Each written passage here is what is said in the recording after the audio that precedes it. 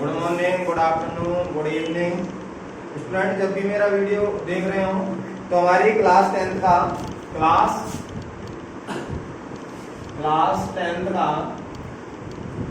Chapter चल रहा था कार्बन एंड इट्स कंपाउंड नाम का हमारा चैप्टर चल रहा था, जिसका पहला लेक्चर हो गया। जिसने भी ना देखा हो भैया पिछला लेक्चर देख लें। आज स्टार्ट करते हैं। पिछले लेक्चर में जो बताते हैं लेक्चर नंबर 1 में हमने बताया था भैया कार्बन की इंपॉर्टेंस, यानी कार्बन है क्या, कहां से लिया गया, कैसे लिया गया, उसके बारे में बताई थी। और कोवलेंट बॉन्ड के बारे में जानकारी दी थी। तो मेरे भाई करा दो एक मिनट का समय लेता हूं। तो कोवलेंट बॉन्ड कब फॉर्म होते हैं? ये होते हैं भाई शेयरिंग से। किससे? Sharing of electron. भैया शेयरिंग होती है ऐसी भैया, ये क्या है, शेयर करके अपना बॉन्ड बनाते हैं। शेयरिंग ऑफ किसका करेंगे? शेयरिंग का। रसगुल्ला तो करेंगे नहीं भैया, इलेक्ट्रॉन करेंगे। तो भैया किसका करेंगे?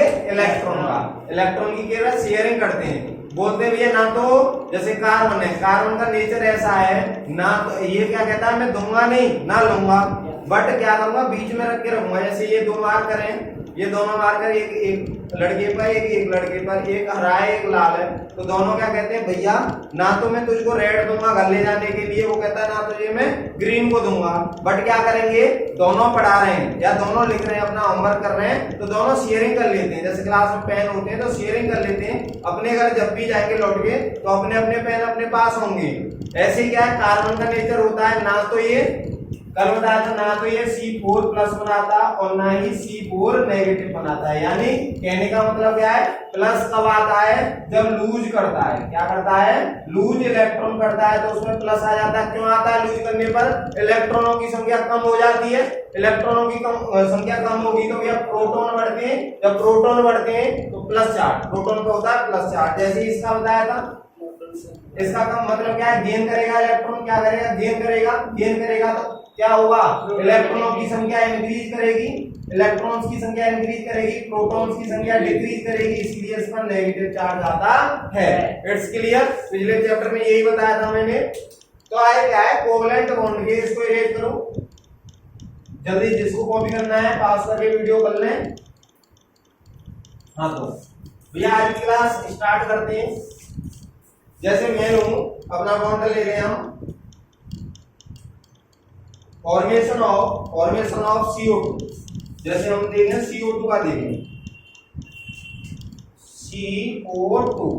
CO2 में क्या है, एक कार्बन है और क्या है भैया, ऑक्सीजन है।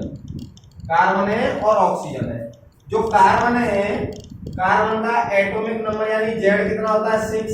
इसकी इलेक्ट्रॉनिक कॉन्फ़िगरेशन करूं KL में क्या है 2,4। मैंने बताया था सेल होती है KLMN। इसमें 2 आ सकते हैं अधिकतम। इलेक्ट्रॉन हमारे कितने आ सकते हैं भैया? 2 से ज्यादा नहीं आएंगे। कहने का मतलब क्या है, इसको K चार सेल होती है। जैसे ये न्यूक्लियस हो गया 1 2 3 और ये 4। तो भैया ये जो पहला जो सेल है, यानी ये समझ लो 4 लेवल है कहीं एंट्री करने के लिए। 4 लेवल में से पहली लेवल में कितने भैया कितने आएंगे? 2 लड्डू आएंगे। ये समझ लो रूम में लड्डू आ रहे हैं, रसगुल्ले आ रहे हैं 2। इसमें कितने आएंगे? 8। इसमें कितने आएंगे? 18। इसमें 32। KLMN इनके नाम दे दिए थे KLMN। तो इसी के आधार पर हम क्या कर रहे हैं, इलेक्ट्रॉनिक कन्फिगरेशन कर रहे हैं। और भैया लगातार पढ़ते रहे, प्रैक्टिस करते रहे इनकी। ये कार्बन एंड इट्स कंपाउंड बहुत ही इंपॉर्टेंट चैप्टर है। जैसे ये बार वाले में ये हो गए। अब देखो ऑक्सीजन का देखते हैं। अब हम किसका देखते हैं? ऑक्सीजन का। ऑक्सीजन यानी Z कितना होगा इसका? 8। ऑक्सीजन का एटॉमिक नंबर 8। तो K में आएंगे 2,6। बार वाले सेल में कितने आएंगे? 6 आएंगे। अब देखो इनके इलेक्ट्रॉन डॉट स्ट्रक्चर से शेयरिंग देखते हैं कैसे कैसे होगी। कार्बन, ये ऑक्सीजन और ये ऑक्सीजन। ये कार्बन के पास कितने हैं? कार्बन के पास इलेक्ट्रॉन देख लेते हैं, बाहर में 4 हैं। तो 1 2 3 4। हाँ, जैसे एक कार्बन के हमने दिखा दिए तो उसका क्या है, अलग दिखाएंगे, अलग कलर से दिखाएंगे। 1 2 अलग कलर और अलग ही सिंबल का यूज करेंगे, जिससे हमें पता चल सके कि भैया ये कार्बन के हैं, ये ऑक्सीजन के इलेक्ट्रॉन है।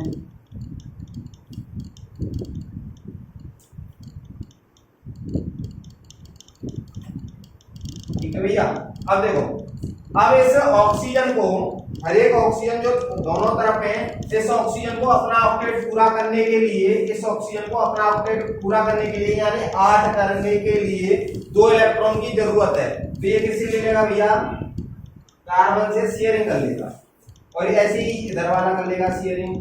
अब क्या होगा, ये कार्बन 1 2 3 4, 1 2 3 4, 4 इसके पास है, 4 और चाहिए, तो 2 तो इधर वाले से लेगा ये, और 2 ही इधर वाले से लेगा, यानी शेयरिंग इलेक्ट्रॉन कितने की हुई, शेयरिंग यहाँ 4, यानी 2 2 की हुई, 2 2 इलेक्ट्रॉन की शेयरिंग करी दोनों ने। तो ये क्या करेंगे भैया, अगर इन्हें देखें O double bond C double bond O, यहाँ क्या आ गया, कोवलेंट बॉन्ड बन गया। ये क्या बन गया, कोवलेंट बॉन्ड बना। कोवलेंट बॉन्ड कैसे बना, शेयरिंग ऑफ इलेक्ट्रॉन से बना, इलेक्ट्रॉन शेयर करके कितने 2, तो इसका एक नाम हो जाता है डबल कोवलेंट बॉन्ड, यानी 2 2 की करते हैं तो उसको डबल कोवलेंट बॉन्ड कहते हैं। और भी करो भैया इसको,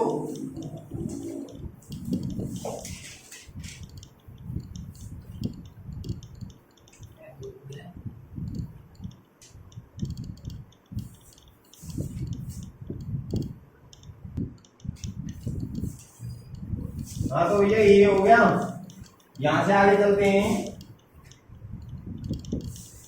अब देखते हैं फॉर्मेशन ऑफ वाटर, यानी वाटर कैसे फॉर्म होता है, कैसे कैसे बॉन्ड होते हैं।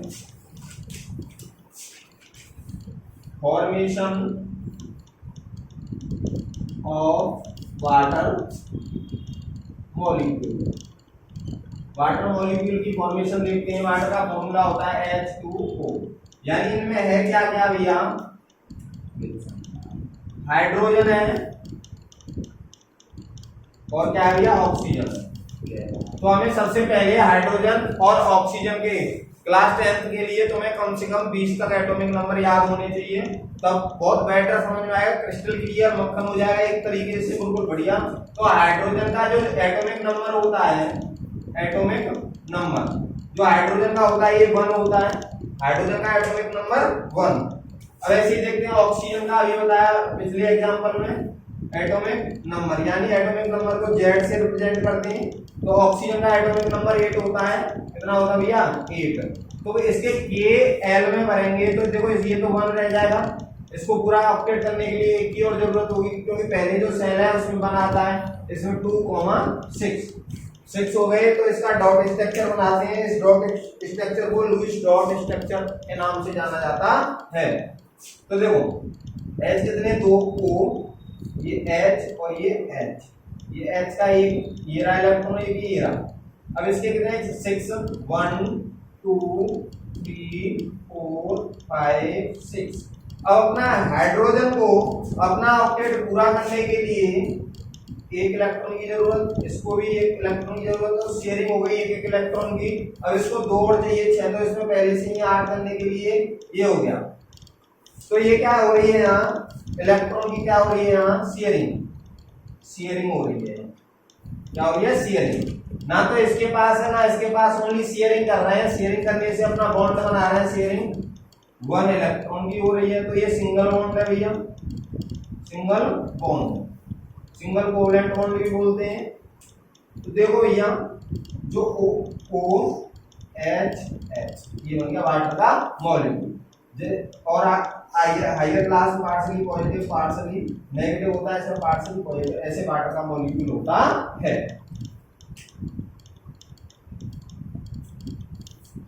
कॉपी करो।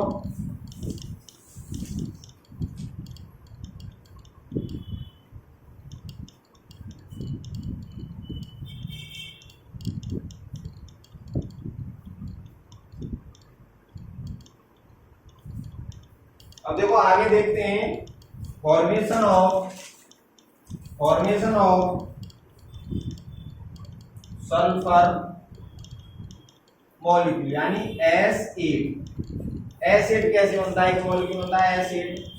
तो इसको इरेज करते हैं भैया,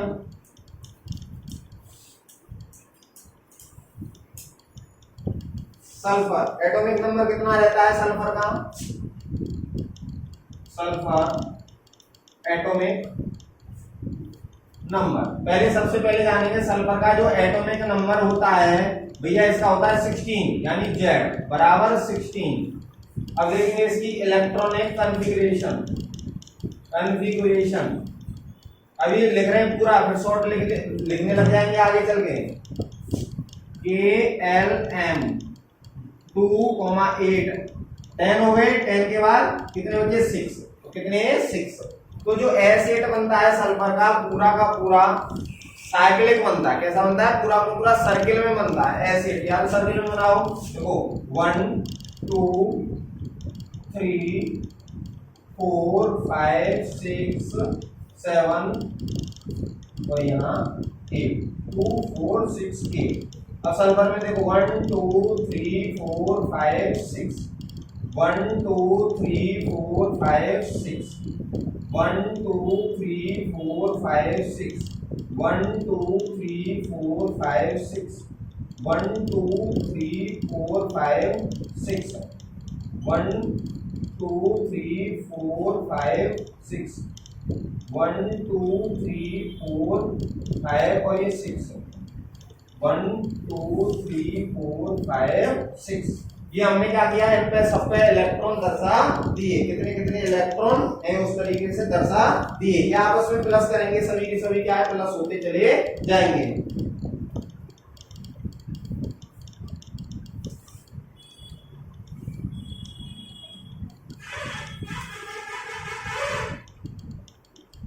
तो भैया देखो ये कैसे जुड़ेंगे, ये 6 और 2 8, ऐसे ये जुड़ेगा 6 और 2 8, ऐसे ये जुड़ेगा 6 और 2 8, ऐसे ये जुड़ेगा 6 और 2 8, ऐसे ये जुड़ेगा 6 और 2 8, ऐसे ये जुड़ेगा, इसको जोड़ो 6 और 2 8, ऐसे ये जुड़ेगा 6 और 2 8,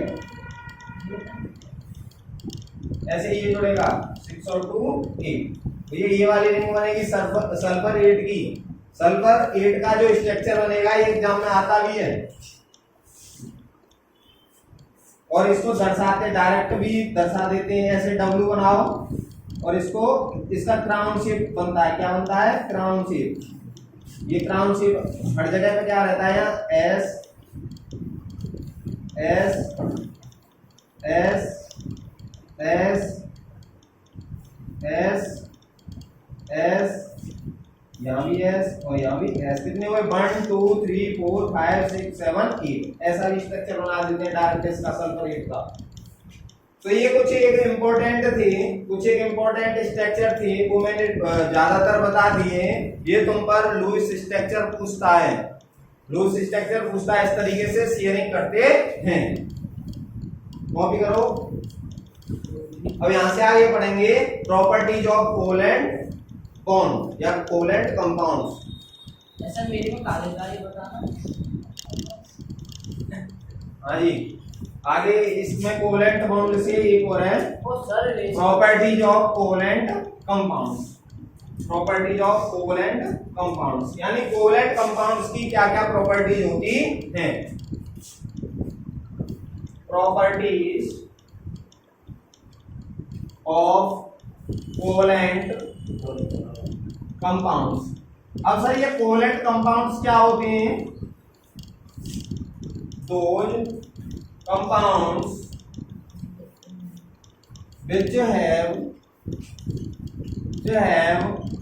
covalent bond या formed, those compounds which form due to the covalent bond, those compounds which have covalent bond, those compounds which have covalent bond are called covalent compounds, are called covalent compounds। तो इनकी properties क्या होंगी, पहली देखो covalent compounds have low melting and boiling point. इनके क्या होते हैं, मेल्टिंग और बॉइलिंग पॉइंट क्या होते हैं, लो होते हैं। ड्यू टू किसकी वजह से होते हैं, why, due to inter molecular force of attraction, due to small